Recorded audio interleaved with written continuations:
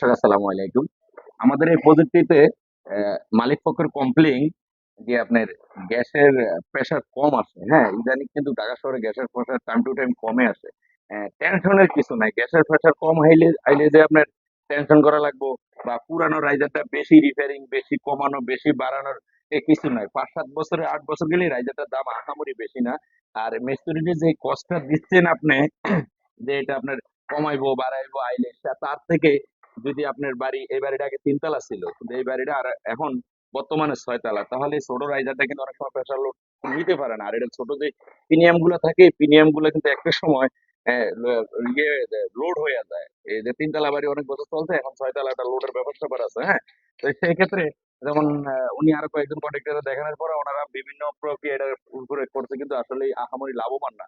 তো আমাকে দেখানোর পরে আমি ওনাকে বললাম যে আপনার এরকম একটা বড় রাইজার ভালো মানের আইনে যদি আপনি লাগাইতে পারেন সেই ক্ষেত্রে আপনার এখানে গ্যাস না পাওয়ার কোনো সুযোগ নাই। ইনশাল্লাহ আপনার গ্যাস পাবেন, এতে কোনো সন্দেহ নেই। আমরা প্রায় বাড়িতে এগুলো যুক্তি দিয়ে থাকি এবং লাগিয়ে থাকি, কারণ আপনার একটা ৬ তলা বাড়ি আছে, এর একটা রাইজারের দাম আহামরি বেশি না। সেই ক্ষেত্রে আপনি ছোট রাইজারের উপরে ভরসা করে যে আপনি মিস্ত্রি আইনা কমাবেন বাড়াবেন, এতে রিস্ক থাকে আর এটা আহামরি লাভবান না। আপনি তো মিস্ত্রিকে বেতন দিচ্ছেন, সেই ক্ষেত্রে সেই হিসাবে আমি বলবো যে ভালো একজন কন্ট্রাক্টর বা ইঞ্জিনিয়ারের যুক্তি নিয়ে আপনি যদি এই রাইজারটা লাগাইতে পারেন তাহলে আপনার বাড়ির গ্যাস কখনো কম পাবেন না, এত কোনো সন্দেহ নাই। লাইনে গ্যাস থাকলে আপনার আসতে হবে।